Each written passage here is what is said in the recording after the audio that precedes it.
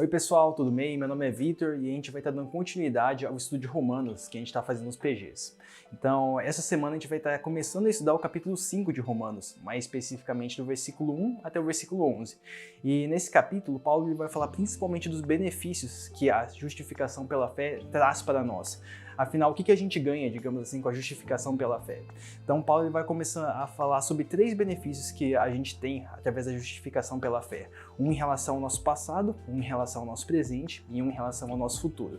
Em relação ao nosso passado, Paulo ele vai falar, justificados pela fé, temos paz com Deus. Mas afinal, o que é essa paz com Deus? Será que é aquela paz que a gente sente, que excede todo o entendimento e tudo mais?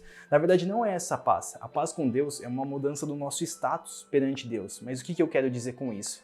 Então, quando nós nascemos em pecado porque Adão pecou e o pecado entrou na humanidade. Então, desde então, nós nascemos pecadores e, portanto, Deus ele tem uma hostilidade natural a nós, sabe? Porque a nossa existência como pecadores ofende um Deus que é santo, entendeu?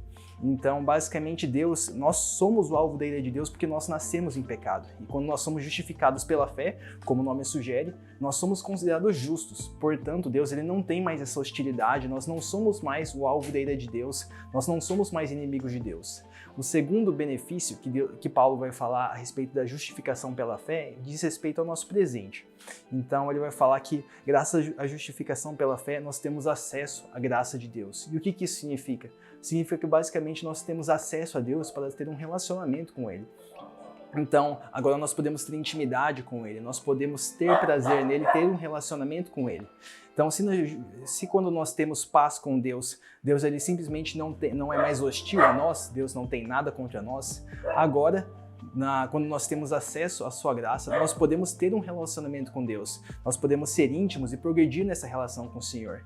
E também há um benefício em relação ao nosso futuro, que é a esperança da glória de Deus. Então, apesar de nós já podermos conhecer o Senhor aqui, esse conhecimento ainda não é pleno, mas nós temos a esperança da glória futura do Senhor. Quando nós conheceremos Ele plenamente, nós conheceremos como somos conhecidos, nós veremos Ele face a face, sabe? Então, é assim que Paulo ele define, ele resume os três principais benefícios que a justificação pela fé traz para nós. E Paulo vai falar que essa precisa ser a base da nossa alegria, sabe? A justificação pela fé tem que ser a base da nossa alegria, do nosso bem-estar, digamos assim. E Paulo ele vai prosseguir falando sobre principalmente como a gente se comporta diante das tribulações.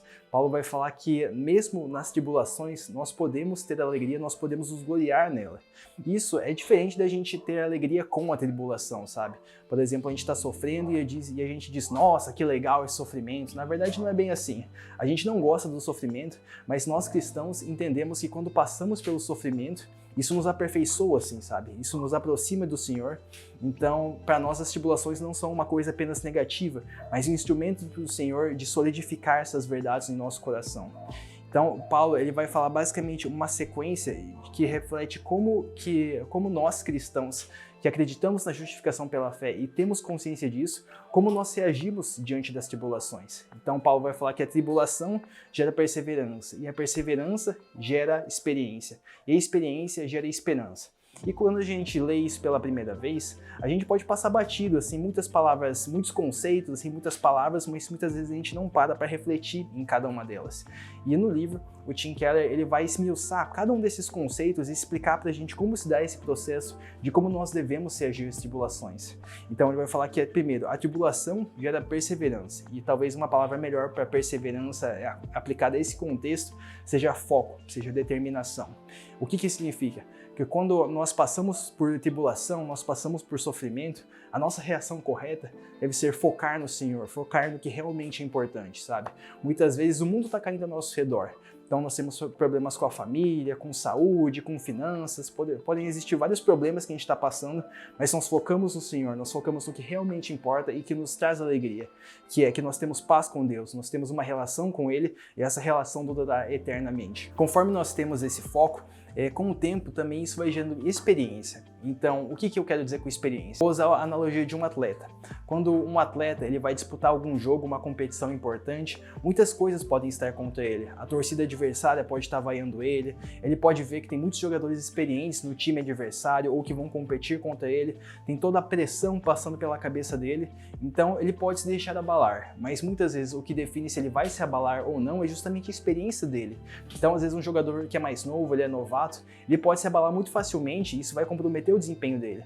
Mas um jogador que ele é mais experiente, que ele já viveu aquilo outras vezes, ele vai conseguir manter o foco, ainda que todas as circunstâncias estejam contra ele.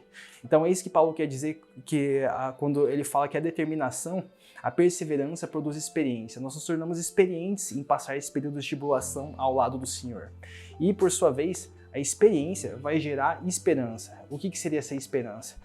Nós aprendemos a depositar nossa esperança no lugar certo, sabe? Então, quando as coisas ao nosso redor começam a ruir, quando tudo parece que está dando errado, nós depositamos a nossa esperança no Senhor. É no Senhor que nós esperamos. O Senhor é a fonte da nossa alegria, sabe?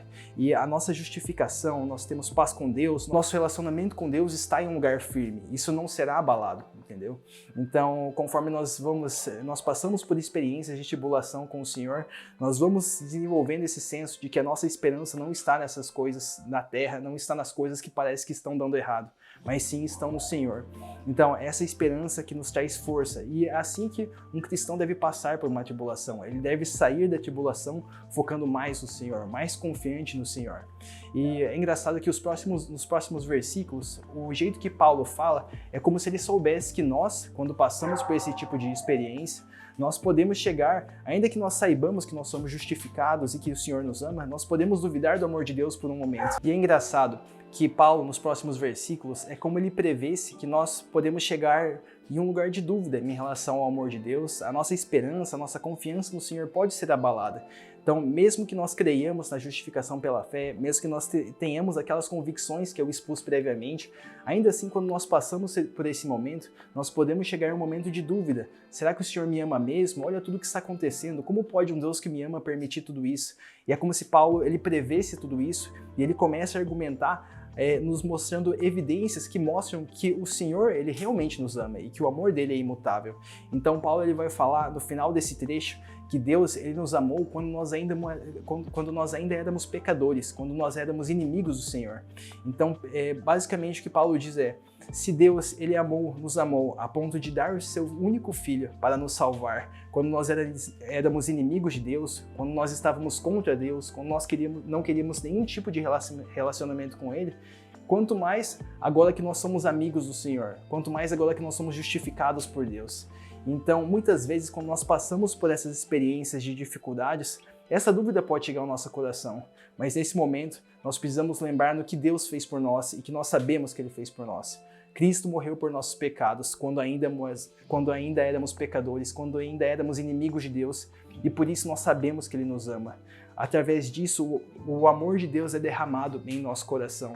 Então nós podemos passar pelas dificuldades, podemos passar pelas tribulações, confiantes de que o Senhor nos ama, confiantes de que nós podemos depositar nossa confiança, nossa esperança nele e nós não seremos abalados, porque nós sabemos que o Senhor nos ama, nós sabemos que aquilo que realmente importa, que é o nosso relacionamento com o Senhor, que é a proximidade que nós podemos ter agora com Ele e que é a nossa perspectiva futura de que conheceremos Ele, isso não está sendo abalado independente das circunstâncias. E é nesse lugar de confiança que nós descansamos. Então é isso que eu queria trazer para vocês essa semana, gente. Espero que isso tenha edificado vocês. O livro de Romanos nos edifica muito, sabe? Quando a gente medita sobre essa questão da justificação pela fé. Eu espero que assim sigamos nas próximas semanas. E é isso aí, gente. É nóis.